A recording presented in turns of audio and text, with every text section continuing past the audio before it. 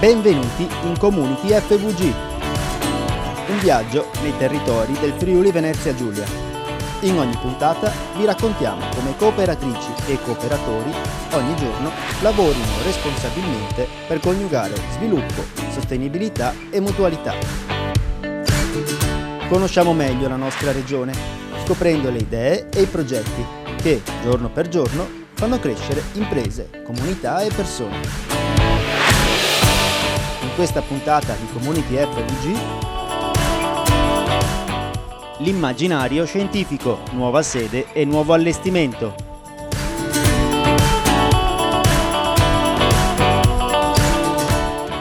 Buone pratiche, la didattica 3.0.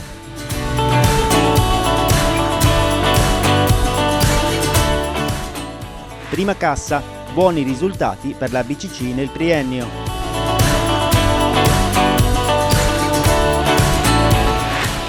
Agricoltura, forti danni da gelate, cooperative agricole preoccupate.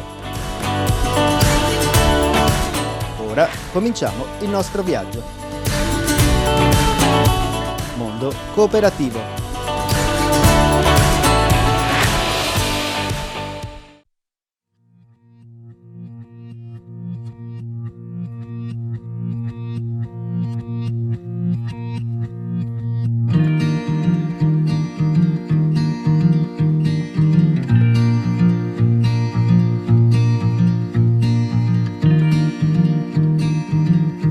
Il 9 ottobre 2020 l'immaginario scientifico ha aperto la sua nuova sede all'interno del Magazzino 26 nel Porto Vecchio di Trieste. È una tappa di una lunga storia, iniziata nel 1986 a Parigi, quando il professor Paolo Budinich, padre del sistema scientifico triestino, decise di rappresentare Trieste, città della scienza, con una raccolta di immagini. Da quella raccolta di immagini, che si chiamò Imaginaire Scientifique, noi siamo nati e da quella mostra che noi deriviamo il nostro nome. Da Parigi la mostra viaggiò a Milano, a Roma, tornò a Trieste, fu allestita nella zona della fiera, poi potemmo aprire un museo vero e proprio. Era il 1999 ed eravamo a Grignano. Da Grignano ci siamo spostati ora, come vi dicevo, in Porto. Molte cose sono cambiate, non abbiamo fatto semplicemente un trasferimento di museo. Abbiamo rifondato l'immaginario scientifico su nuove basi. Innanzitutto abbiamo creato una fitta rete di relazioni col sistema scientifico triestino e abbiamo chiesto ai diversi enti di rappresentare se stessi all'interno del nostro museo.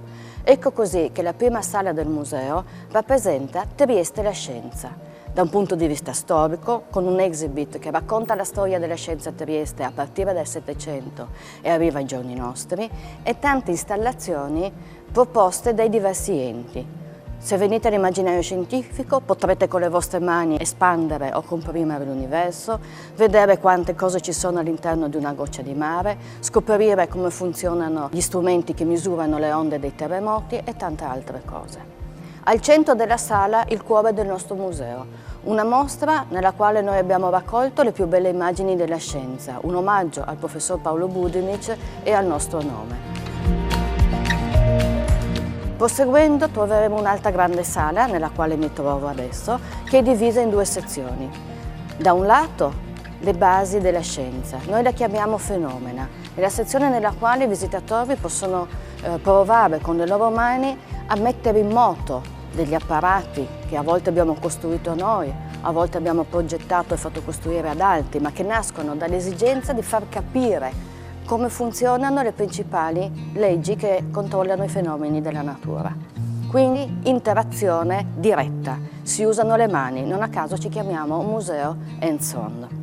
Dalla parte opposta invece, grazie a diversi accordi che abbiamo stretto con le principali imprese che su questo territorio fanno ricerca, in questo caso non ricerca di base come gli enti scientifici, ma ricerca applicata, la ricerca che si fa all'interno dei laboratori privati, le imprese che fanno innovazione. Perché sì, Trieste è città della scienza, ma Trieste è anche città dell'innovazione, anzi viviamo nella regione che è la regione dell'innovazione. E quindi un museo di scienza come il nostro, attuale e contemporaneo, non poteva non occuparsi anche di questo aspetto della ricerca, quella che poi impatta di più sulla vita di tutti i cittadini. Ecco allora che abbiamo potuto avere la collaborazione di 3 grandi imprese presenti sul nostro territorio, la Saipem, Acegas del gruppo ERA e SIAD, Società Italiana Acetilene Derivati. Che cosa hanno in comune queste società? Hanno in comune il fatto di avere dei laboratori di ricerca particolarmente avanzati, di proporre prodotti estremamente innovativi, tutte azioni che stanno nell'ambito del quadro della sostenibilità. Sono tutte imprese impegnate nel rispetto dei 17 obiettivi dell'Agenda 2030. Ecco che potrete vedere al museo la sezione di Saipem che illustra tutte le tecnologie subacquee di ultima generazione, i droni, ma anche la wind farm, un modo per produrre energia in modo pulito. Potete vedere come funziona il depuratore che parla con il mare, cioè un depuratore di acque reflue che controlla l'immissione nel mare delle sostanze in modo tale che questi siano utili a una corretta crescita e vita sia della flora che della fauna marina. Oppure passeggiare su una passerella dove il mare è protetto e preservato dalla SIAD che purifica le acque in modo assolutamente sostenibile utilizzando l'ossigeno. Ancora all'interno dell'immaginario scientifico un planetario che è anticipato, introdotto da un grande telescopio, un telescopio ZEISS che ci è stato dato dall'Osservatorio Astronomico di Trieste e che ci porta a ricordare una delle grandi scienziate di questa città, Margherita Hack, perché noi vogliamo anche parlare delle persone che hanno fatto di questa città la città della scienza. Ho nominato il professor Paolo Budinic, ora Margherita Hack, il professor Falaschi, i cui strumenti sono esposti nel nostro museo nella prima sala dedicata alla scienza. E poi, lasciatemelo dire, non è finita qui, questo è il primo piano, sono 1000 metri quadri circa di allestimenti, ai quali se ne aggiungeranno altrettanti, speriamo, entro la fine dell'anno, al piano superiore, dove avremo nuove sezioni, parleremo di luce, parleremo di matematica, parleremo di percezione, parleremo quindi del professor Canizza, che è stato a Trieste uno dei più grandi studiosi di psicologia, e quindi continueremo a raccontare la storia di questa città, la storia della scienza e degli uomini e delle donne che l'hanno fatta.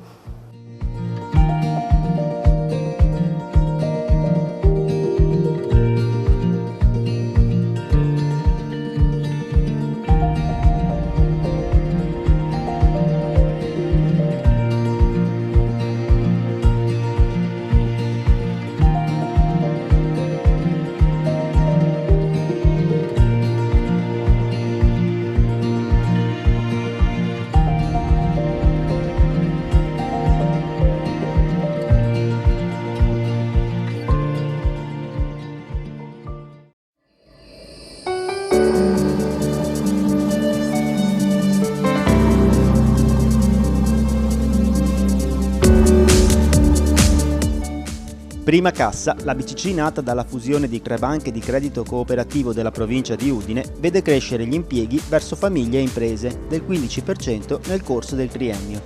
Anni durante i quali si è realizzato il percorso di fusione tra le 3 BCC fondatrici, Friuli Centrale, Bassa Friulana, Carnia e Gemonese. Prima Cassa, che aderisce al gruppo bancario cooperativo Cassa Centrale Banca, opera sul territorio friulano con 34 sportelli e coinvolge 14.200 soci, l'11% dei quali hanno meno di 35 anni. L'attenzione alle comunità di riferimento si sviluppa con contributi, sponsorizzazioni e sostegni che nel 2020 hanno raggiunto i 510.000 euro, una quota che si mantiene stabilmente sopra il 20% degli utili. Ad essi si aggiungono le 329 borse di studio per complessivi 128.500 euro, erogate ai giovani allievi meritevoli. La progettualità ambientale di Prima Cassa nel triennio ha visto inoltre organizzare l'installazione di 75 punti di ricarica e-bike sparsi su una serie di percorsi ciclabili attrezzati e serviti. Le gelate dei primi giorni di aprile preoccupano le cooperative agricole, alle prese con la conta dei danni provocati dal forte abbassamento notturno delle temperature registratosi nei giorni successivi al weekend pasquale. Gravi i danni alle colture. Per Franco Baiutti, presidente della cooperativa agricola di Fiumicello, il 2021 preannuncia perdite altissime, soprattutto per le pregiate colture delle albicocche e delle pesche. Dopo la grandine del 2018 e la cimice nel 2019, nel 2021 torna quindi la preoccupazione tra gli agricoltori. colpita anche la cerealicoltura. Quasi 1000 copie vendute e una prima donazione di 980 euro alla cooperativa sociale L'Ancora di Udine per dare sostegno a mamme e bambini vittime di violenza. A più di un anno di distanza, il libro #MyPiuBarbaBlu, il lieto fine che comincia dall'inizio, inizia a dare i primi risultati sia in termini di partecipazione che di supporto concreto. Il libro sulla prevenzione della violenza di genere è stato realizzato da Futura Edizioni, la casa editrice della cooperativa sociale Futura di San Vito al Tagliamento, grazie alla partnership con Molino Moras, azienda di Trevignano Udinese a conduzione interamente femminile, ed è già diventato un laboratorio per le scuole. #MyPiuBarbaBlu è stato presentato per la prima volta a novembre 2019 all'interno dell'importante progetto Rispettami dell'Istituto Tecnico Commerciale di Udine Zanon. Contiamo di dare avvio a nuove collaborazioni per sviluppare altri laboratori nelle scuole. Invitiamo aziende, associazioni, enti e fondazioni a partecipare sponsorizzando e finanziando questo progetto, mettendoci il proprio nome e tutto il proprio coraggio. Spiega Francesca Benvenuto, responsabile editoriale di Futura Edizioni. Per saperne di più, www.mypiubarbablu.it.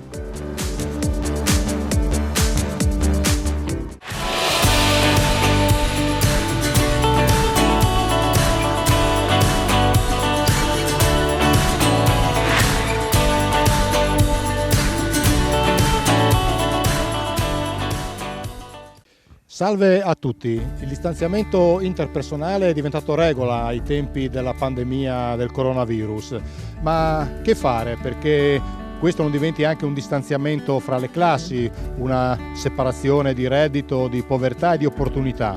Ne parliamo con il professor Claudio Melchior, sociologo dell'Università di Udine. Professor Melchior, oltre ai contagiati, chi sono a suo avviso le persone, le categorie più colpite dalla pandemia? Beh, in sintesi mi verrebbe da rispondere tutti noi, prima di tutto, perché si è molto detto che prima la salute viene prima di tutto, e questo è probabilmente assolutamente vero, però c'è la salute di tutta la popolazione da prendere in considerazione. Poi detto questo è evidente che ci sono delle categorie che sono più colpite. Non sappiamo quanti disoccupati avremo in Italia quando ci risveglieremo e torneremo all'interno di un mondo diciamo normale. Qualcuno ha parlato di 7 milioni di disoccupati, qualcuno ha parlato di percentuali molto alte di aziende che non riapriranno più, qualcuno ha parlato, forse essendo ottimista, di un 25% del PIL in meno. In questa situazione chi sono gli svantaggiati? Sono quelli che in questo momento o in tutto questo periodo non hanno avuto la possibilità di lavorare, e ancora di più quelli che nel momento in cui ritorneremo a questa normalità, o insomma piano piano ci stiamo avviando, si spera, a questa situazione, scopriranno che dovranno in qualche modo reinventare la propria vita perché l'ambiente non è più quello che avevano prima. Dopodiché è chiaro che se entriamo nelle categorie specifiche ci sono delle categorie che subiranno il colpo in una misura sicuramente maggiore. A parte certe categorie specifiche ma non residuali, come tutti gli operatori della cultura che erano basati sul fatto di avere le persone insieme per star bene assieme, non per fare dei terribili assembramenti. Ci sono, penso a tutti gli operatori del turismo, oltre a loro penso a tutto un tipo di indotto economico che inevitabilmente pagherà un po' le conseguenze di questa crisi. Faccio un esempio semplice e banale. I parrucchieri, i barbieri, appena potranno lavorare verranno assaltati dalle persone e lavoreranno tantissimo, ma se mediamente nella società sono meno le persone che lavorano, se il reddito medio che le persone attorno a noi decresce, allora passato quell'assalto iniziale molto probabilmente meno gente andrà dai parrucchieri oppure ci andrà molto meno spesso perché non ha la possibilità di farlo. Quindi tutti noi, qualcuno forse di più, lo scopriremo purtroppo vedendo la realtà che ci troveremo davanti. Prima dell'emergenza sanitaria un suo collega ha detto che il nostro stile di vita era definibile come una società signorile di massa, con un benessere diffuso, molte persone che vivevano senza lavorare al di sopra delle loro possibilità. Ecco, in questo senso il virus sta facendo la rivoluzione, sta cambiando le cose. Se si prende in considerazione questo aspetto negativo che dicevamo prima dell'economia, uno potrebbe dire anche sì. No, non credo francamente. Impoverire una parte della popolazione banalmente perché non c'è più lavoro, non c'è più possibilità di gestire il reddito, è un qualche cosa che a mio avviso non crea nessuna forma di rivoluzione, se l'idea di rivoluzione in questo concetto è un'idea positiva. Vorrei permettermi anche di dire che è vero che il mondo occidentale in generale vive in una situazione, o forse dovrei dire viveva, poi vedremo come dire, in questa situazione, viveva in una situazione nella quale c'era una forma di benessere diffuso oggettivamente, insomma, no? Il nostro contesto sociale è ben diverso da quello di tanti paesi del mondo e ne siamo consapevoli anche se non ci piace pensarlo. Quindi da quel punto di vista c'è sicuramente stato una forma di privilegio che in qualche modo viene colpito. Però io vorrei ricordare che sono alcuni decenni che noi parliamo, ed è una cosa drammaticamente vera, della riduzione del potere d'acquisto delle classi medie, della riduzione del benessere delle classi medie, no? Abbiamo, fino all'altro ieri, questo era uno dei temi. E nel momento in cui si riduce il benessere delle classi medie, cioè si impoverisce la gran parte della popolazione, quando si fa questo si va a minare, a mio avviso, quello che è il circolo dell'economia. L'economia funziona quando le persone lavorano, quando le persone hanno potere d'acquisto e quindi possono essere clienti di qualcuno. Il distanziamento interpersonale è uno dei comportamenti simbolo di questa pandemia. Ecco, la cooperazione può avere un ruolo affinché non si trasformi pure in un distanziamento fra le classi sociali o in una frustrazione? È molto probabile che noi ci troveremo di fronte alla situazione di dover scegliere. La cooperazione o in generale la solidarietà, quindi l'atteggiamento solidale, il fatto che io ho qualcosa ma non mi preoccupo solo di quello che io ho, mi preoccupo anche di quello che hanno gli altri attorno a noi, è un qualche cosa a mio avviso molto importante. Le faccio un esempio estremo. Io ho avuto modo per l'Università di Udine di lavorare in India per alcuni periodi e non da turista, quindi di viverla realmente. L'India è un posto nel quale la ricchezza in alcuni casi è assoluta e le differenze sociali sono incredibilmente grandi rispetto alle nostre. Infatti ci sono le persone che muoiono di fame per strada.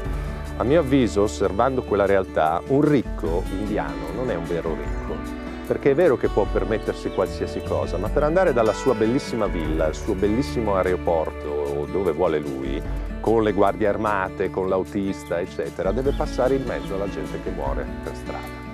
Allora, questo è un esempio estremo, ovviamente, ma il punto è che noi abbiamo bisogno di vivere in un ambiente che sia magari meno ricco di quanto sono io, ok? Non sto dicendo che dobbiamo andare a scavare, ridurre più di tanto, è bello anche che le persone possano accumulare uno stimolo, ma all'interno di un ambiente che funziona, in un ambiente in cui anche le altre persone stanno bene, perché quello fa parte del mio benessere.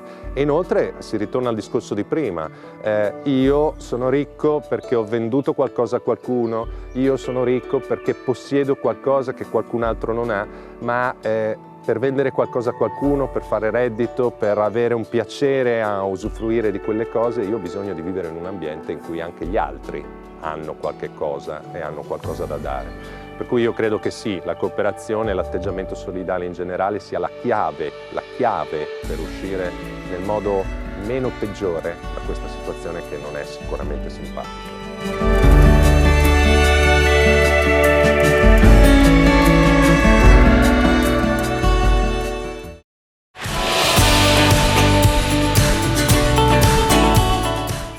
Fine della prima parte. Community FVG continua dopo la pubblicità.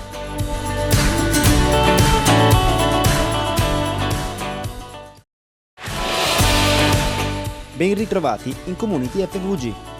Riprendiamo con Mondo Cooperativo. Inizia la seconda parte.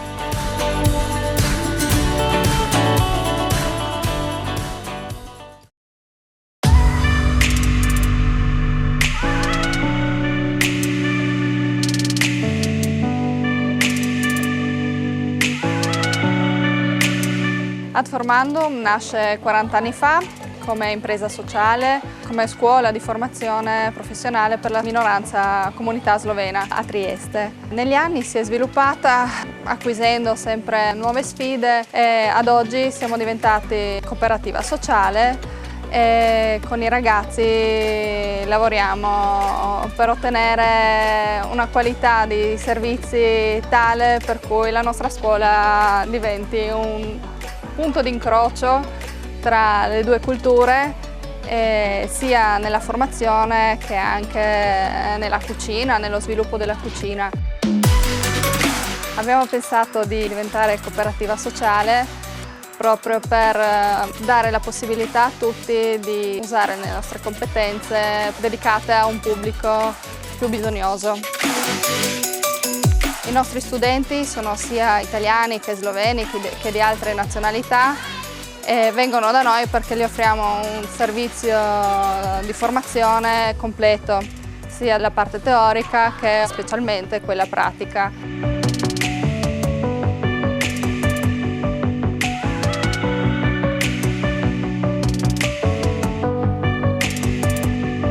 Abbiamo dei laboratori forniti di tutti gli optional messi a nuovo, per cui hanno la possibilità di provare, sperimentare, interagire, integrare proprio tutto quello che è relativo alle due culture, al bisogno di quella fascia di età anche e delle comunità che sono qua presenti, sia a Trieste che a Gorizia.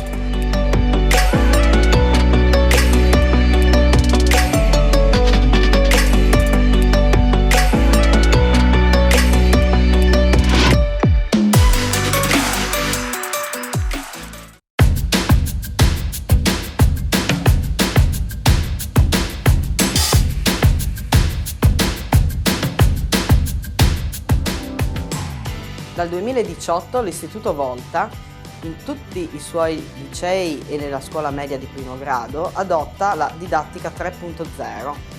È una metodologia didattica nuova, flessibile, che sicuramente ha avvicinato i docenti agli studenti attraverso l'utilizzo di nuove tecnologie e di strutturazioni all'interno delle aule di arredamenti e spazi specifici per le attività formative che devono svolgere i nostri studenti. In particolare, gli spazi dei laboratori sono spazi flessibili e multifunzionali che fanno in modo che gli studenti possano relazionarsi con curiosità ed interesse agli argomenti e agli esperimenti che vengono svolti durante le lezioni dei nostri docenti. Il percorso è stato accompagnato da una formazione dei docenti importante che oggi sta ottenendo i risultati migliori.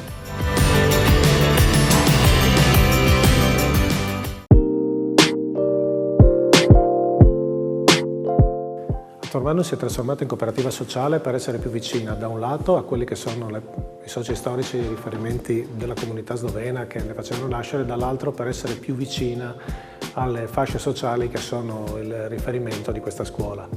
Questa scuola in questo momento lavora su due canali principali. Il primo è quello della prima formazione, quindi l'attività di formazione di triennale per i ragazzi che escono dalle scuole medie, che quindi possono imparare direttamente un lavoro attraverso una scuola che, come vedete, da un lato mette a disposizione cucine e sale per insegnare la parte pratica dei lavori, dall'altra mette a disposizione tutti gli strumenti che servono per fare anche la parte teorica, quindi anche tutto quello che ci sta dietro, quindi per insegnare ai ragazzi attraverso la parte pratica anche tutte le altre conoscenze, quindi dal calcolo dei food cost a tutto quello che può servire poi per fare il lavoro in maniera adeguata. I corsi di Atformano si svolgono su Trieste e su Gorizia. Sulla sede di Trieste abbiamo cuochi e camerieri. I corsi vengono erogati sulla sede di Trieste sia in italiano sia in sloveno, quindi i corsi possono essere bilingue, quindi le persone possono imparare ulteriori attività, questo anche a favore della comunità slovena in Italia o anche degli abitanti della vicina Slovenia, mentre nella sede di Gorizia facciamo attività di cuochi e di panettieri pasticceri, quelli solo in lingua italiana rivolti a tutta l'utenza della popolazione. Attraverso i nostri percorsi stiamo riuscendo ad avere buoni risultati. Gli inserimenti lavorativi, non abbiamo dati specifici solo di Atformano, ma i dati degli enti di queste province che assieme a noi stanno lavorando su queste cose sono alti, nel senso che abbiamo su 100 ragazzi usciti un controllo regionale che si trova sul sito che ne vede di 90 hanno risposto, di questi 90 hanno un 10%, tutto il resto è riuscito a trovare lavoro o è riuscito a proseguire la scuola prendendo il diploma, in alcuni casi anche la laurea, come prosecuzione degli studi ulteriori. Questo ritorno dalla regione che fa lei la verifica sull'attività che facciamo ci fa pensare di avere un buon risultato. Le altre attività che svolgiamo sono le attività verso gli adulti. Qui abbiamo due canali principali, uno verso people o persone che hanno qualche svantaggio, che hanno perso posti di lavoro, quindi attività di riqualificazione per insegnargli un lavoro, dargli delle competenze per reinserirsi sul mondo del lavoro, e poi siamo capofila del progetto Imprenderò, quindi il progetto che per la regione Friuli Venezia Giulia dovrebbe aiutare chiunque voglia mettere su un'impresa ad avere le competenze di base necessarie per